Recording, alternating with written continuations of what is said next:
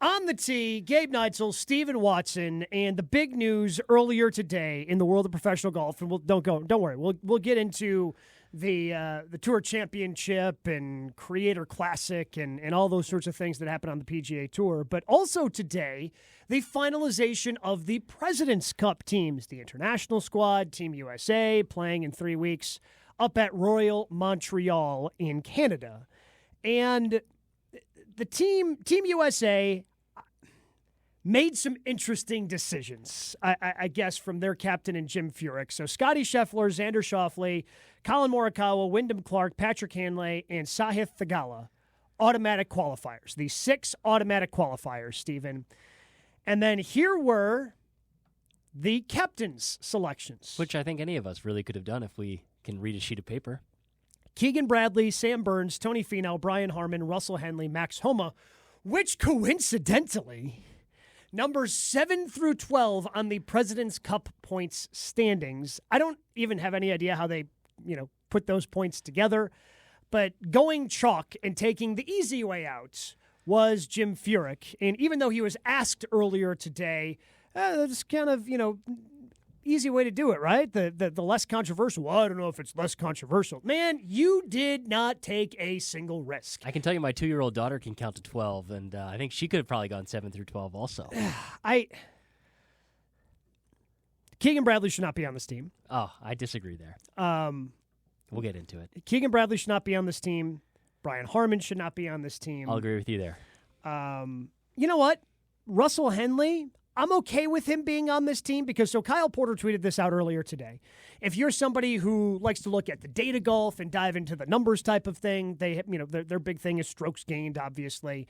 And over the last 12 months, do you think you could name of qualified Americans, because Bryson DeChambeau would be on this list, obviously not qualified because this is a PGA Tour event, the President's Cup is, so the live guys can't play. Do you think you could tell me the top 5 Americans in terms of strokes gained over the last 12 months? Scottie Scheffler. Yep. Xander Schauffle. That's 1, 2. Colin Morikawa. Is number 3. So Bryson would have been 4, but I'm looking for the next ones of qualified, so you need the bottom 2 here. Wyndham Clark. Wyndham Clark is, looks like 10th on this list. No bueno. Well, clearly Russell Henley's on the list. So Russell Henley's on the list. Yes, he would be number 4. That's surprising. He would be number 4. And then number 5. Sam Burns? Burns would have been 6. Number 5 did not make the team. Justin Thomas? Justin Thomas. But again, so just in the Henley pick, do I expect Russell Henley to be on the Ryder Cup team next year? No, I don't expect him to be on the Ryder Cup team. But that doesn't mean that he hasn't earned his spot here. So I'm cool with him being on this team. For him to go up there and get it. I guess you could make those same arguments for Brian Harman, Keegan Brett. Keegan wouldn't be on this team if I can't remember who missed a putt. It was Tom Kim who went 6-6-6. Yeah. In order for him to sneak into the 50th spot, and then he ends up winning at the BMW. If Tom Kim doesn't go 6-6-6, Keegan Bradley's not on this team. Could Tom Kim maybe be playing the long game here? President's Cup? You know what? Automatic qualifier for the President's Cup team? I would. I mean, that is just galaxy brain type stuff. I'm doing the Brian Windhorst meme right now in my head. Why would he go 6-6-6 on the last 3 holes? To make us believe that Keegan can be a playing captain. So, that's why I wouldn't say Keegan should be on this team. I'm actually fine with Keegan being on this team because I think that he went out there and won a big tournament with some of the best players in the world. He is made it very clear that he wants to be a playing captain. Give him more motivation. Give him more reason to love USA golf. I don't think he's going to be a Ryder Cup player. I don't think he's going to. He's made it very clear he's not going to pick himself. Which is why he should be an assistant captain. Be in the hip pocket of Jim Furyk. Learn everything that you possibly can about being a captain so that way for next year you're ready to go. Because Furyk said today when he was on Golf Channel that they're basically relieving Keegan Bradley of all duties as an assistant captain. You think he's going to learn that much from Jim Furyk? Yeah. Furyk's the old guard. He's the new guard. I want him to have some idea of what he's getting himself into. I'm more intrigued about who Jim Furyk picks as his next vice captain to replace Keegan Bradley, because that guy is probably going to be a potential Ryder Cup captain down the road. I think it's going to be Billy Horschel, who was left off this list, who played really well down the stretch. Billy Horschel's never going to be a Ryder Cup captain. Why, he's got some demons or something? Well, no, I'm just saying he's never going to be a Ryder Cup captain. What great Ryder Cup memories of Billy Horschel do you have? He is sponsored by Polo. He is the perfect Ryder Cup captain. He would wear the swag so well. Yeah. Would he look good in the swag? Yeah. He's a handsome man. Of course he would look good in the swag. Intimidation factor. But I don't want Billy Horschel anywhere near the Billy captaincy of my team. Who are you, Dan Needles? Yeah, that's fair. That's fair. And that's the end of that conversation. But, yeah. I do. Here's one thing I will say about Jim Furyk. Okay. I'm really happy to see JT not on this list. I think it's a good thing for all parties because JT lost his crutch in Jordan Spieth. Those two were a tandem deal on USA Golf for the foreseeable future. Spieth gets his wrist surgery, made that very clear. He was not even going to be in consideration for a President's Cup, nor would he have even gotten close to probably being considered with how bad of a season that he had. But the crutch was always JT and Spieth are a package deal. JT played better golf this year. But they weren't in 2019 at the President's Cup. JT was on that team. Granted, then he played with Tiger a bunch when Tiger was a playing captain down in Australia. Yeah. But that was, and Spieth was terrible that year. Exactly. I mean, he found his way back, and that's where I say the crutch, because they've leaned on each other. They've needed each other through this process. So this was a way of saying, all right, Spieth isn't here.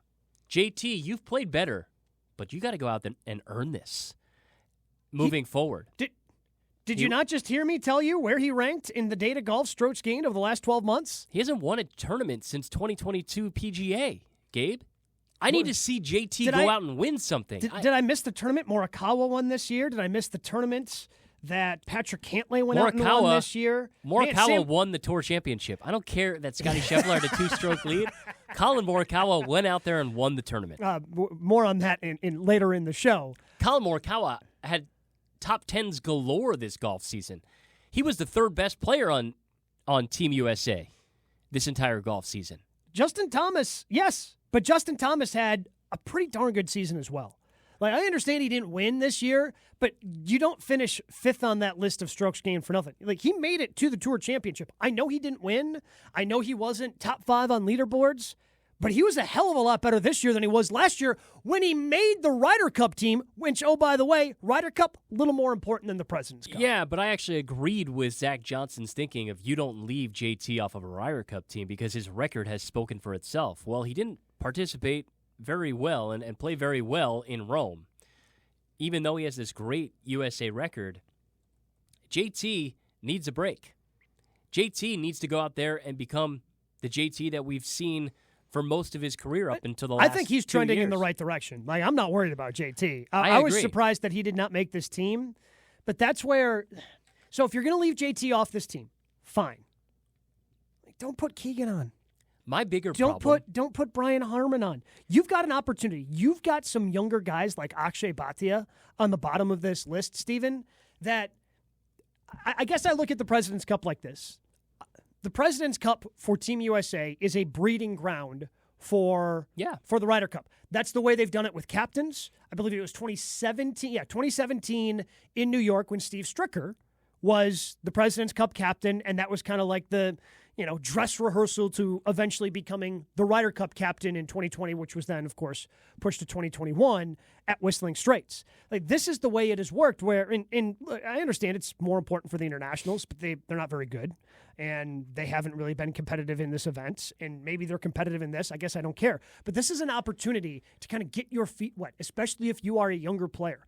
And if Akshay Bhatia is going to be as good as he has looked, as good as he has flashed, I don't think he's going to be a stalwart, a mainstay, that for the next decade, this guy's going to be on every, American team in these international competitions. But he's good enough. He's going to make a couple. And if you have the opportunity to put him on this team instead of Brian Harman, instead of Keegan Bradley, instead of Sam Burns, instead of Tony Finau, go for it. Use this as that breeding ground. And again, like Keegan's been on these teams before. Didn't need to be there. Tony Finau, who knows what form he shows next year. He could be on the Ryder. Like, if you told me he's on the Ryder Cup team next year, cool. But I could also see a world where he's not because he wasn't on the previous Ryder Cup team. Sam Burns, whatever, Brian Harman. Like I said, Russell Henley, I'm not expecting to be there, 35 years old, but good for him for earning his way on there. I'm cool with that guy being there.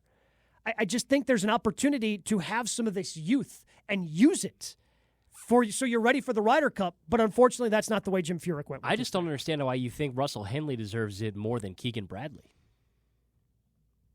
Because he was better this year. I mean, so outside of 1 week, Keegan's won 3 times in the last 2 years. Outside of 1 week this year, though.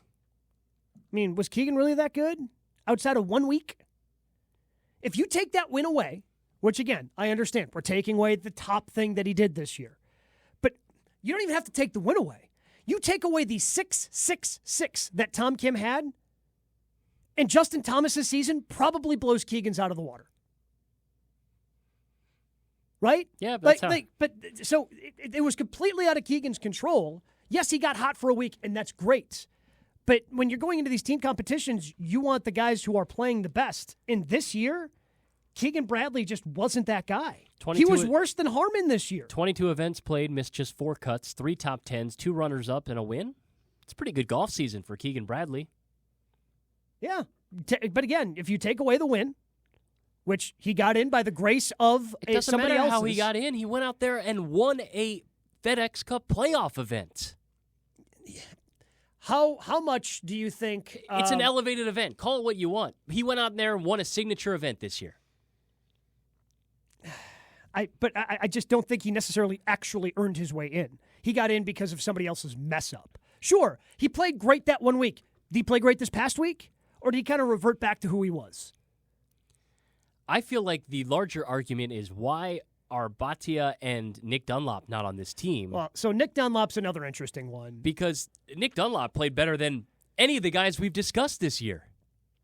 So he won twice, but I don't... This is why the tour is just so bleeped up, man. Well, yeah. Like, I don't think he gets credit somehow in any of these standings. I know he didn't get credit in the FedEx Cup standings for winning the first event he did, the American Express, which was the far more impressive of the 2 wins because of the nature of the field. He won an opposite field event then later. But he still won 2 PGA Tour events this year. I don't think he gets credit somehow for the first one. But yeah, why not have Nick Dunlop there? I'm cool with that. And again, I just feel like Keegan needs to focus on being a captain. I hate the fact that he's trying to get into the top 6. I hate it. Because I want him to get ready as a captain, man. Like, this is a serious thing, right? Being the captain of Team USA. I think he takes it pretty seriously. No, he doesn't. Because he wants to make the team as a player more. That's a competitor in him. Yeah, sure, great. But then don't accept the captaincy. Because the captaincy is an important part. It's an important part of this whole process. And if you're not going to give your full attention to it because you want to make it as a player, then you're not ready to be captain. Maybe someday, some other time down the line, you can be captain. You don't think there's any value in him being a player at the President's Cup for a pool of guys who are likely going to be playing for him? Zero value in being a player. I'd rather have him, because being a player is different than being a captain. Being a captain, you got to make the tough decisions. Being a player, you're not making any of those decisions. Like, you already know what it's like to be a player in these things. You've played in these things before. What tough decisions is he making as a vice captain? But you're in that room. You're in that room making those decisions. You're seeing how this process works, what they do. Yeah. Hey, I don't like the way he did it. Maybe I'll do it differently. You're actually getting some sort of an idea of what it is to be an assistant captain or a captain in an international team event. You're disconnected from that as a player. I understand what you're saying. All I'm saying is they chose Keegan to be different. And this is, in my opinion, the final event of the old guard. USA Golf is flipping their script on how they've done it in the past, and this is the final one where they're like, all right, Jim, you've been a vice captain for all these big events in the past. Here's your shot. Once the Ryder Cup comes, we're doing it differently. And that's why it doesn't bother me so much that Keegan is playing alongside guys that he's going to be leading next year. That sounds great. But who did they have call Keegan Bradley Toff from the captaincy? Oh, well, there's no defending that. So that's why I don't think anything's really changing in terms of the way decisions are made. They just wanted a cute little Instagram Netflix moment. They got it. Don't pick and literally pick anybody else. It doesn't have to be Zach. It doesn't have to be Zach. It doesn't have to be objectively one of the worst captains of the last 20 years for Team USA. Zach is like the old girlfriend who just won't go away. Just keeps ribbing at you. I wish I would have finds her way onto your timeline even though you don't want her. I wish I would have had access to Full Swing before the Ryder Cup. Because I would have known Team USA was done the second he referred to JT as J Tizzle. Yeah, don't you think the producers of Netflix and Full Swing, it was their right to protect America and realize who we had in this guy? Hey, just kind of leak some of it. Just throw some of it out there. Just to give me a warning so I don't get my hopes up. Wake up early. Our loss in Rome heart is on them.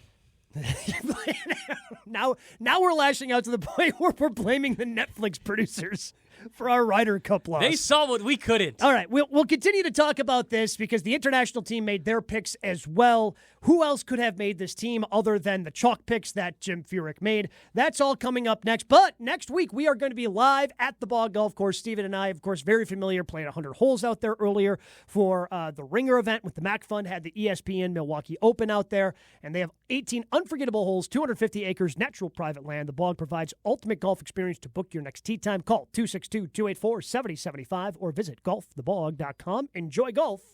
Enjoy the Bog. Still trying to wrap our head around the President's Cup picks from Team USA. But I guess we also, Steven, didn't really take time and pause and try to figure out, just take a closer look at the automatic qualifiers. I mean, the top 6 guys were Scottie Scheffler, Xander Schauffle, Colin Morikawa, Wyndham Clark, Patrick Cantlay, Sahith Theegala, in that order. Sahith played really well late in the season, would have been even closer at the Tour Championship if he didn't brush a couple of grains of sand at a backswing. What was that, Friday, Saturday? Can't remember which day that was. He's a better man than me. Yeah, because there was no video evidence of it, but he also, he turned himself in because he didn't think it was that big, it must be an intent thing, and it's not. Yeah. If you, it would be, again, deemed improving your lie, which is why he was hit with a 2-stroke penalty. I mean, Scottie and Xander are the 2 best players in the world. There's no, pretty safe, easy picks. Yeah, those are. I don't think there's really much. Do you have anything that you would like to add about Scottie Scheffler or Xander Schauffle as the automatic qualifiers for Team USA? Pretty good seasons for both of them. All right. We can move on. Feel pretty comfortable. Colin Morikawa did not win, but had a strong major season. Yeah. Was, again, just a very consistent player. The ball striking for him this year, if you dive into the stats, not his best ball striking year, and that's what he's known for, but his short game has vastly improved. The chipping, the putting, which is part of the reason why he was so consistent this year. And a strong showing in USA events in years past. A 2-1-0 record at the President's Cup in 2022. He's 4-3-1 overall in Ryder Cup, so he's a winning record in all of his events that he's played for Team USA. If you're not going to get partnered up with Scottie and Xander, especially because Scottie just is going to make a million birdies and, especially an alternate shot is never going to put you in a bad spot. Colin is about as steady as they come. Yeah. That's the type of partner you're looking for, and right? The type of guy that a captain is like, all right, I can throw you with anyone. Any type of game, and you fit. I mean, that's why I think Colin's going to be on these rosters for a long time. Yeah, as long as he continues to show this form. If this type of consistency, I understand he hasn't won, and it doesn't seem like he's as good as the guy who just burst onto the scene and won 2 majors seemingly almost immediately. But the consistency, he's brought up the floor. So that's really helped with his consistency. Yeah, his short game is what was holding him back. And, his ball striking, his iron play is among the best in the world. He's starting to figure out the short game, and that's how you win match play. So I'm excited to see what Morikawa can do there. Wyndham Clark seems like he could, use someone like Colin Morikawa as a teammate in some of these matches for the President's Cup because when it's good, and when it's not, it's... Oof. Yeah, that's very well phrased because I can't figure him out. When he went on and won the U.S. Open, didn't feel like he deserved it. he kind of backed his way into it. He deserved it through 54 holes. Well, no, but he but kind even, of backed his way into that finish. No, but you're just thinking about 18. I know. Think about the 3-wood he hit on, what was that, 14 or 15? Whatever the par 5 was, where Rory ended up kind of making a mess of it. You know, he dumped it, and then he got the drop and tried to get up and down, couldn't do it. And think about the 3-wood that he's absolutely pierced into that from 275 yards. Pierces a 3-wood into like a 10-yard wide opening to hit it on that green. Like, that's when he put away the U.S. Open, and then he hits the wipey fade that somehow stays in the fairway in 18, and that somehow becomes everybody's memory of him. Yeah. But he also hit the sauciest shot of the year when he, club twirled it in the dark, throwing a dart in there to get to the last group on Saturday. That was sexy. And then, again, that 3-wood was quite possibly the shot of the year in 2023. But he was so good this year, with the exception of majors, which is why I can't, it's hard for me to commit to this guy. Well, but it's not even just the majors. It was the middle part of his season because he was doing great. And he won in 54 holes when they shortened up Pebble Beach. Second at the Players. And at Bay Hill, both to Scottie. During his crazy run there. So it's like, okay, well, here comes Wyndham. He's going to be hanging around. And then the major season hit. And Masters cut. PGA cut. The U.S. Open, T56. The Open, cut.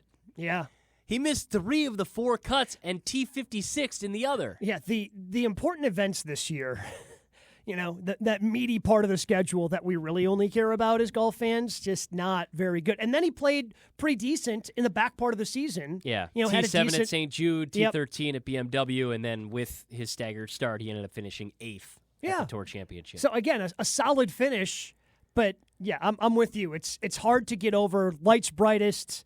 Here's the time where you have to shine. Happens 4 times a year on the PGA Tour. Yeah, and he's going to be making his President's Cup debut, and at his Ryder Cup debut, he went 1-1-1. So it's like, who is this guy? I don't know. It's just I don't know if he's going to hold Team USA back, or because he's just such a steady golfer and he makes enough top 5s in a season, is he just going to be on Ryder Cup teams for the future because he can get in on points? He's kind of like Patrick Cantlay. I don't know if I want him in alt shot because he could put your partner into some pretty. But I think in the 4-ball, he makes enough birdies where you pair him with somebody solid, and steady like Colin. Yeah. Maybe he makes enough birdies that he can make a difference there. And I know we'll get into a deep dive preview leading up to the President's Cup in a few weeks, but let's not forget the format of President's Cup. It's different than Ryder Cup. There's another match. There is. So only 2 guys sit instead of 4. So they're going to have decisions to make. Which is why, honestly, Team USA has dominated this event because their depth is just so much better than the international team. And you add more matches, the better that is favored for Team USA. I mean, really, I guess the only one I have quite, because Cantlay, despite not winning, I mean, you know who Patrick Cantlay is. He's 6-3-0 in President's Cup. He's 5-2-1 at Ryder Cup. Yeah, you know who Patrick Cantlay is. Kind of became the bad boy of USA golf in Rome. We'll see if he wears a hat in Montreal. But and then Sahith, Sahith is just a fun story. Yeah. Easy guy to root for, international debut. He played on the 2018 Arnold Palmer Cup team. That was his last international appearance. So, he's getting up for this opportunity. He's had a great season. Just the thought of watching his family cheer him on in Montreal and the way that they're going to capture that on TV is just gets me excited because he truly is one of the feel-good stories in golf. So your thoughts then quickly on the international team: Hideki Matsuyama, Sungjae Im, Adam Scott, Tom Kim, Jason Day, Ben An are the 6 automatically qualifiers. Then Christian Bezuidenhout, Corey Connors, Mackenzie Hughes, Siwoo Kim, Minwoo Lee, and Taylor Pendrith end up being the 6 captains picks for Mike Weir. I can't believe it. I can't believe Mike Weir's captains picks.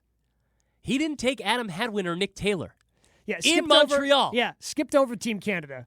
Kind of stabbing. And by the way, it's not because Adam Hadwin was right there. Like, he was just outside that top 12. Like, could have easily, Adam Hadwin, he's there.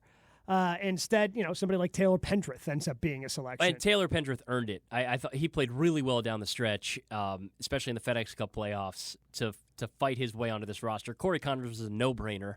He was, I think, the 6th or 7th guy, so he was the top guy in points that hadn't been automatically qualified.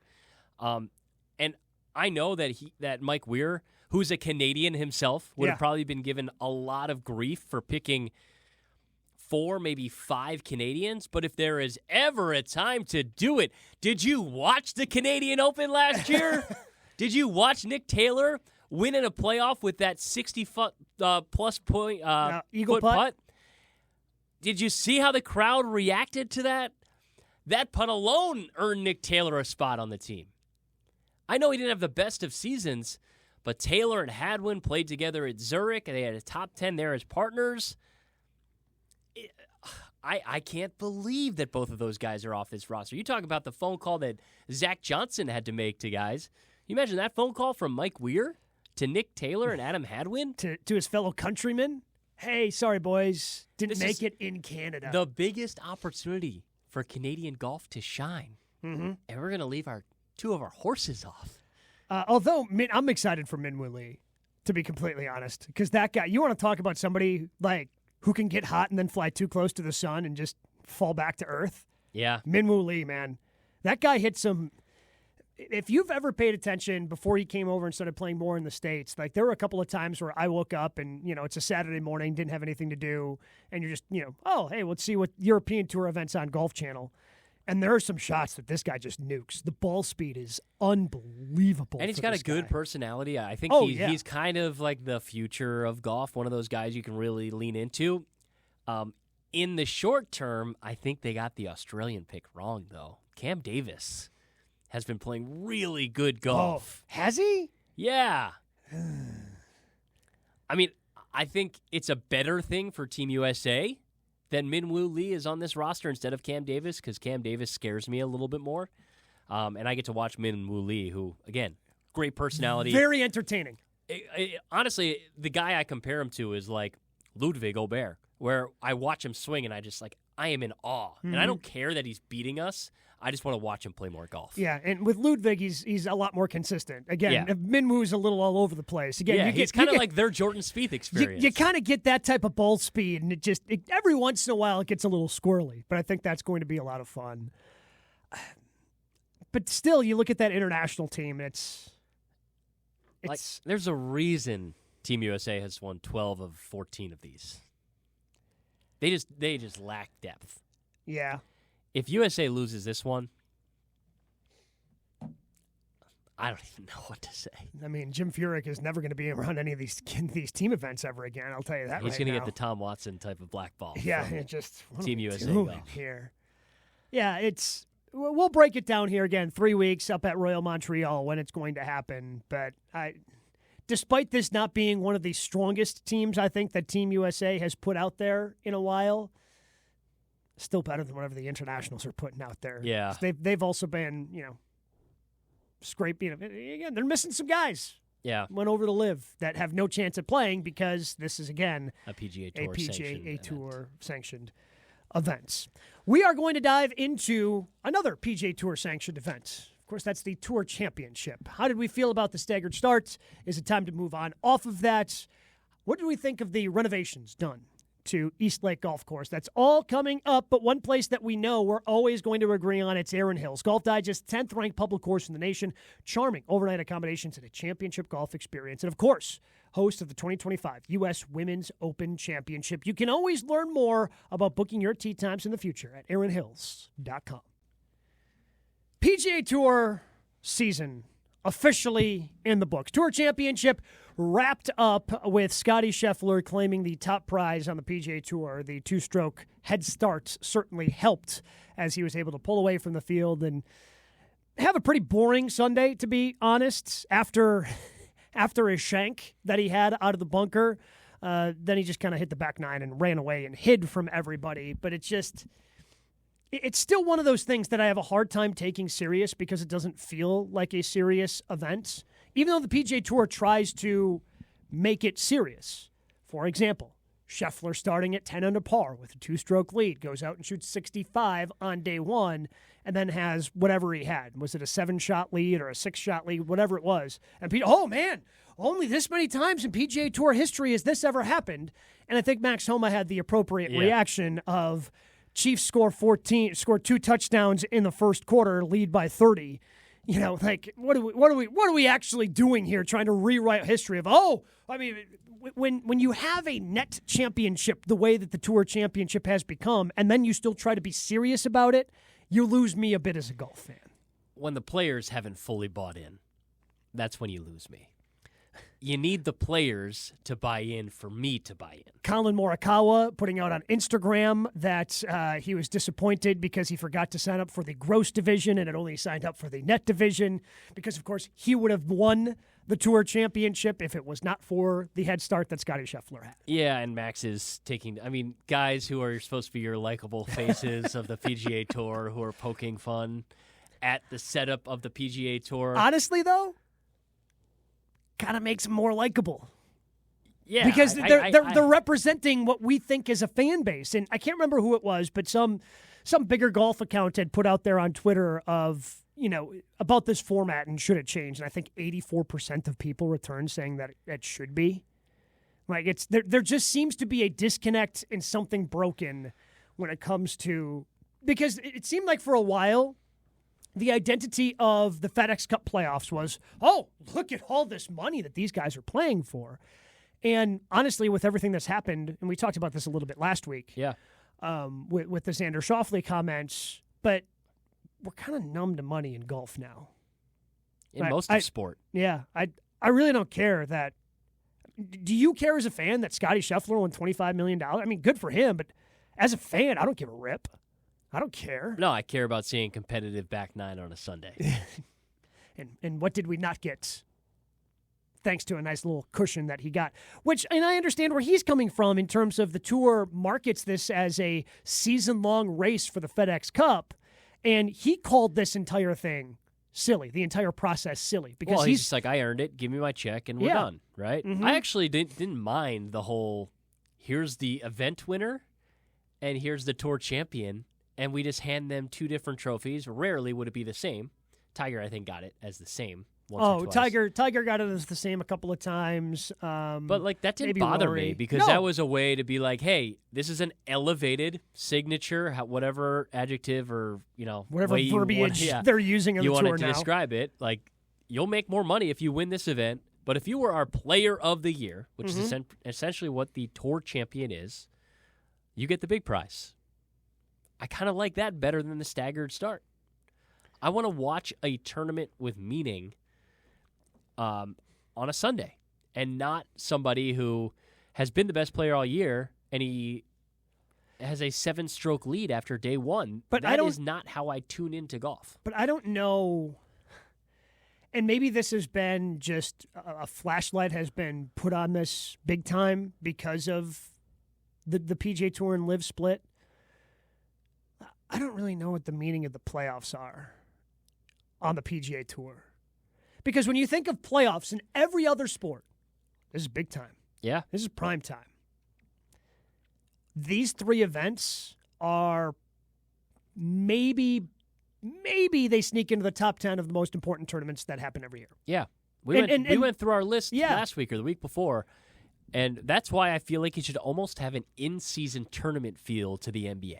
Sure. Throw it in the middle of summer during a lull and get guys to ramp up towards a major, right? So the Open was my suggestion of put the Open at a little bit later, maybe right around now, this time of year. The weather's not going to change that much overseas from July until the end of August, early September. So make July almost an in-season tournament, build towards the final major of the year, and take a break. Yeah, it's one of those things you're trying to figure out how to make this mean more. And I heard, I don't know if it was on No Laying Up, I don't know if it was on the Shotgun Star, I can't remember whose idea this is, but I really liked it, of just flipping. So at the end of the year, they have, and I don't even know how many people actually know about this because it doesn't get talked about really a ton, but like the Comcast Business Top 10. Yeah. And at the end of the regular season, that comes to a close before they go to Memphis. And obviously, Scottie Scheffler, I think he got like $8 million for finishing first on that list. And, that pays out appropriately for, basically the regular season standings. To me, you could just kind of, and I love this idea. Again, I can't remember where I heard it, but just kind of flip it okay, end of regular season, wherever you finished, all right, you finished first, here's your $25 million. And now you take that money that you had for the Comcast and you put it into whatever wacky, wild, postseason, silly season, fun thing. If you wanted to turn this into a match play, if you want to have your net division, like do all that. Yeah. Because, again, I don't know if it's just more of the live, and as we've talked about, like these events need to be, they need to feel different than a regular PGA Tour stop. And right now, the more interesting things are what's happening in the first couple of rounds. Because the interesting thing, and it ended up being huge for Keegan, by getting into number 50, not only did it get him to the next week and then obviously a win, but more importantly, it gets him to those signature events next year. Yep. By getting into the top 30 in the Tour Championship, that gets you into all 4 majors next year. And now the Tour Championship's just about money. But there are some pretty significant status things within the game to get you access to the actual biggest tournaments that are more interesting than the actual final product, right? Like it's... Yeah. It just kind of seems backwards, and it doesn't make a ton of sense. To build off of your suggestion of wherever you heard that from also is why not do a USAM style event, match play to the end of the year, right? Where you find an iconic venue and you play essentially a seeded 64 USAM style 5 or 6 day match play event all week long. Use an iconic course. Pick your course. Pebble. I don't know. Pebble, Riv. Yeah. Find a venue that people love. Medina. Kiowa. Anything. Right? You pick a fun venue that will look great on television, and you do a 1 through 64 or 68. You could do 64 if you wanted to go. If you wanted to make it smaller and go down to 32, and that's your tour champion instead of 30. And 32, maybe the winner of that makes $10 million. Yeah. If we're gonna make it, big splashy numbers, that's fine. But it also allows you to have a good idea of how these guys do in match play, leading into a President's Cup, a Ryder Cup. And these types of things where you can see how guys do in singles and give the 1 seed the 64. And let's be honest here, if we can. I know they're like worried. Anytime they do match play, and they it doesn't even exist on the calendar anymore. They didn't have a spot for the match play this year. I don't believe it's on the calendar next year. Who knows if they ever go back to any sort of match play event on the regular PGA Tour anytime soon. Oh, well, if the big names aren't in the final, then the TV rating. Man, I'm guessing the TV rating this week wasn't very good anyway. Oh, Scottie's leading by 8? Great. Yeah, okay. Scottie if that's won his $25 million. Yeah, if that's something that you're worried about, I understand it. But, the ratings have been going down anyway. Might as well try something a little bit different. Yeah. To try to save this event. Just make it feel different, bigger, better. Because it just feels like there's something missing in these playoff events. You love a venue. USGA loves a venue like Pinehurst. And I know USGA is different from the PGA Tour. But, play a tournament on the 10 courses there.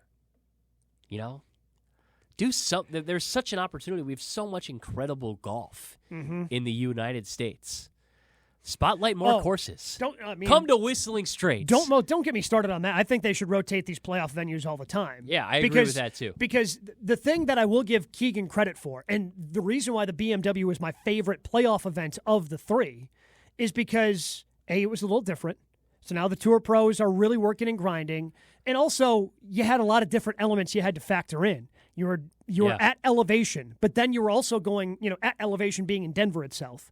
And then you're going up and down. Then you've got a little bit of wind. Now, there were just so many different elements that you had to factor in before hitting every shot that we saw some club throws. We saw some club breaks. Like it frustrated them instead of just, playing dome golf that a lot of these guys like to. It actually pushed and tested them, unlike we see at, the FedEx and at Eastlake. It was quality entertainment. I agree. So rotating these around, which aren't going to happen because, Coke has been, forever the Tour Championship sponsor, so of course they're going to want to have it in Atlanta. FedEx is the biggest sponsor on the PGA Tour, so of course they're going to get their playoff event in Memphis. There's no way around it. That's the game within the game. I wish they could do something the way that BMW has with rotating it around, because having these different venues on the PGA Tour is only a good thing to showcase. Because again, we just get stuck in this rotation of all the same golf courses on the PGA Tour. Nothing ever really changes, despite everything else changing around it. The PGA Tour has somehow managed to not really change, other than just put up a bunch more money in these tournaments. Like, having some different venues could be fun, I think, for fan bases. And especially, you saw how the fans turned out in Colorado for that. You go to Chicago, they turn out. You come to Wisconsin, we're going to turn out. You hit up New York, D.C., who actually will have a tournament because not the Wells Fargo, the Truist is going to be there during the tour this year. But there's just so many parts of the country that would love to have professional events and don't get them. You sound like you're trying to hashtag grow the game? No, well, that's... if we want to have the real conversation about how the game is being grown, then we can. But that's a completely different show, because we've got to get to something else. Our Gruber Law Office's one call, that's all. Who are we taking? Whose season would you rather have? Scottie, Xander? We discuss next. On the Tee is presented by Wisconsin Golf Trips. Make sure you check out WisconsinGolfTrips.com if you're looking to book that great golf trip for yourself next year, like Michigan, Nevada, Minnesota, or if you're looking to go to Scotland, Ireland. Jason does a great job with international trips as well. It's a one-stop shop for that next golf getaway. They handle all the tee times, lodging, other logistics, transportation. Try to make it as stress-free as possible for you.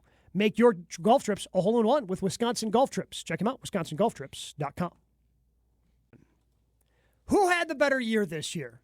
Is it the Tour champion in Scottie Scheffler? Or is it the two-time major winner, Xander Schauffle? Who are you taking, Steven? Even how you phrase that What? is wrong. What? How did I phrase it? People forget that Scottie Scheffler won the Masters. Yeah, he won a major. Okay, let's just knock this out. My Gruber Law Office's one call, that's all pick. Yep. Is Scottie It's Scheffler. wrong. It's completely wrong. He made $62 million this year, Gabe. Yeah, see, and you get distracted by the money. I'm going to take the legacy. How many majors? He won the Masters. They have the same number of majors right now. Yeah. And Scottie won 4 of the 8 elevated events. He won the Tour Championship. He won the Masters. He won the Olympic gold medal. Yeah, you know what Scottie can do? He can only win limited field events. That's all he can do. Give him a full field, can't pull it off. Can't win the full field events. Because the Masters is a limited field event. Masters has less than 100 people in it. Limited field. Horse. You get everybody in there. Scottie can't pull it off. Scottie can't do it. You don't even believe what's coming out of your mouth right now. No, but in all seriousness, especially in golf today, I have no idea how much Xander Schauffle made this year. I don't care. Because the larger point is, there's nothing that Xander can do with the winnings that he made that, I mean, he can do whatever Scottie can do in terms of the money. You know what's the most important thing? When we talk about the most important golf tournaments, there are 4 every year. You know who won half of them this year? Xander bleeping Schauffle. Like, he matched the career total. Like, after Scottie won the Masters, he had 2 total majors. And then Xander, in the next 3, was able to match Scottie's career total in major championships. When we talk about Tiger Woods and Phil Mickelson and Jack Nicklaus and Arnold Palmer, do we talk about how much money they won? No, we talk about how many majors they won. And when you go out there and win the 2 out of the 4 events where everybody's actually there, you had the best season. When the stakes were the highest, you were the one who came through when it mattered the most. Only one of them went to jail. Only one of them birthed a child. Well, and watched him win multiple times. He didn't birth it was the child. Year. His wife birthed the child. Okay. It was the year of Scottie Scheffler. You can, again, take it all, man. I want the majors. I want the glory. He won the Masters. Yeah, which is nice. It's nice. That's 1 out of the 4. Xander won 2 out of the 4. It's double. It's double the amount. I don't even think you believe what's coming out of your mouth. I do believe. I 100% believe. There are 4 men's professional golf tournaments that matter every year, and Xander won 2 of them. It's that simple to me. It's all about if the PGA Tour is actually about you don't legacy. think the players matters? You don't think not as much as it used to? Still matters. But you cannot tell me that it matters as much as it used to when everybody was still together, because it doesn't. Like, John Rahm's not there. As much as it pains me to say, Bryson DeChambeau isn't there. But your argument about the Masters doesn't hold, because the guys who qualify for the Masters, every big name that you wanted to be at the Masters was there. Yeah, 100%. Which is why, again, every big name, they're only at 4 tournaments a year. And those are the 4 that matter. And Xander won 2 of the 4. And I think my argument is, if Scottie wasn't behind bars on Friday morning, he probably wins the PGA instead of Xander. Well, we'll never know. Instead, some pants got ruined beyond repair, and we'll never know. In a year of #perspective, come on, Scottie got to put his kid in the trophy to end the year. I mean, look, it's an epic celebration, right? Putting your kid in the Tour Championship trophy. No one's going to argue that that's not an epic celebration. It's just, I personally would want the majors, because at the end of the day, that's what those two are going to be measured up against. Not how much money did you win, not how many PGA Tour events did you win, how many majors do you have? People aren't talking about Xander in the same breath as Tiger Woods like they are Scottie. And I think we are way overblowing Scottie if that's the... Tiger's got 15. You got a long way to go, I'm just talking about a single season was Tiger-like. It wasn't Tiger. It was Tiger-like. That is why Scottie had a better year than Xander Schauffle. It might have been like the 5th best Tiger year. Just like, I don't know if you saw that tweet floating around, like Shohei Ohtani's having like Barry Bonds' 11th best year, and yet he's like runaway MVP in the National League. That's what it kind of feels like to me. Because Tiger won 3 one time. He's won twice, 2 multiple times. But majors matter. Just like Tiger, Scottie delivered us a jail meme and a major championship in the same calendar year. Okay, again, you know what? The jail meme does mean a lot for the legacy. It means a lot more to the legacy than the 62 or 3 whatever $1 million he ended up winning. Maybe Xander will be behind bars in 25. We'll be back at the Bog live next week on the Tee.